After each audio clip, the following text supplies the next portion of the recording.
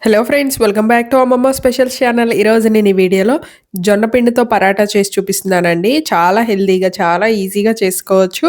ఇది morning బ్రేక్ఫాస్ట్లోకైనా, night డిన్నర్లోకైనా, లేదంటే kids lunch బాక్స్లోకైనా ఈ పరాటా చేసి పెట్టండి. చాలా హెల్తీ, అసలు చాలా టేస్ట్ కూడా చాలా బాగుంటుంది. చాలా ఈజీగా చేసుకోవచ్చు.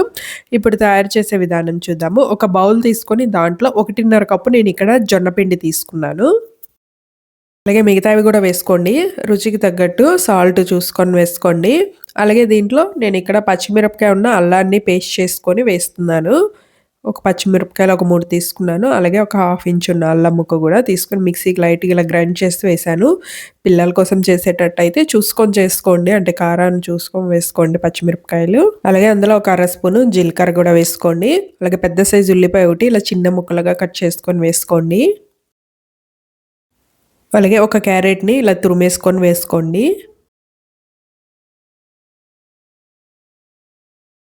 ఇక్కడ మీరు నచ్చిన వెజిటబుల్స్‌ని కట్ చేసుకొని వేసుకోవచ్చు. నేను ఇక్కడ కీరాని తురిమేసుకొని వేసుకుంటున్నాను. మీరు కావాలనుకుంటే ఈ ప్లేస్‌లో సొరకాయ కూడా తీసుకోవచ్చు తురిమేసుకొని. అలాగే చిన్నగా కట్ చేసుకున్న కొత్తిమీరని కూడా వేసుకోండి.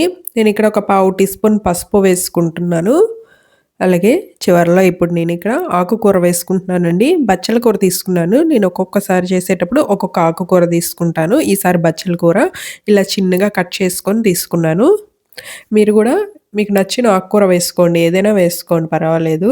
తోటకూర, పాలకూర, చుక్కకూర ఉంటాయి కదా, అలా ఏదైనా ఒక ఆకుకూర తీసుకొని ఒక 2 కప్స్ వరకు ఇలా తీసుకొని వేసుకోండి. చిన్నగా కట్ చేసి వేసేసుకోండి.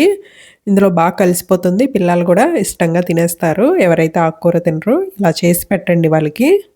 ఇవన్నీ వేసాం కదా, ఇప్పుడు ముందు బాగా కలుపుకోండి పిండిని. ఈ ఆకుకూరలు ఉన్న వాటర్తోని, అలా క్యారెట్లోవి ఇవన్నీ వాటర్ దిగుతాయి కదా, మొత్తం ఇలా పిండిని బాగా పిసుకుతూ కలిపితే మనకు దాంట్లో ఉన్న వాటర్ అంతా దిగుతుంది. ముందు అలా కలుపుకున్న తర్వాత సరిపోతే అప్పుడు వాటర్ వేసుకుందాం. అంటే ఎంతైతే పడతాయో చూసుకొని వాటర్ వేసుకొని కలుపుకోవచ్చు. ముందైతే ఇలా పొడి పొడిగానే కలుపుకోండి.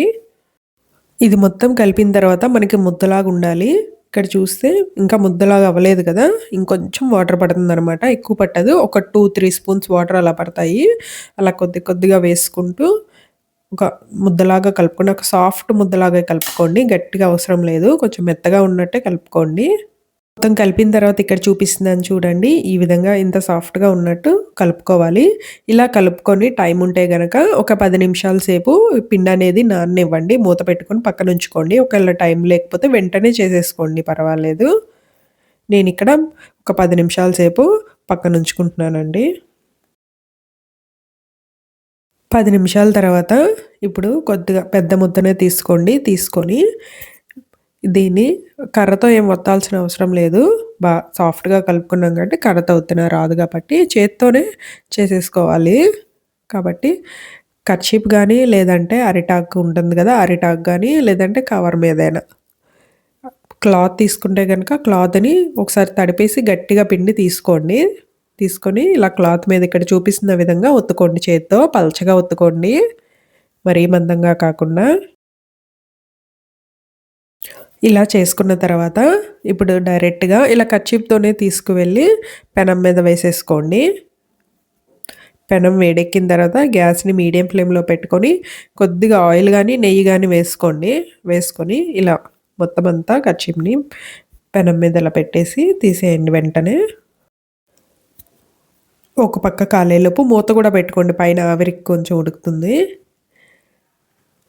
ఒక 2 నిమిషాల తర్వాత మూత ఓపెన్ చేసి మళ్ళీ కొద్దిగా కావాలంటే ఆయిల్ గానీ, నెయ్యి గానీ వేసుకొని రెండో పక్కకి తిప్పుకోండి. ఇలా 2 పక్కల మంచిగా కాలిన తర్వాత ఒక ప్లేట్‌లోకి తీసేసుకోండి.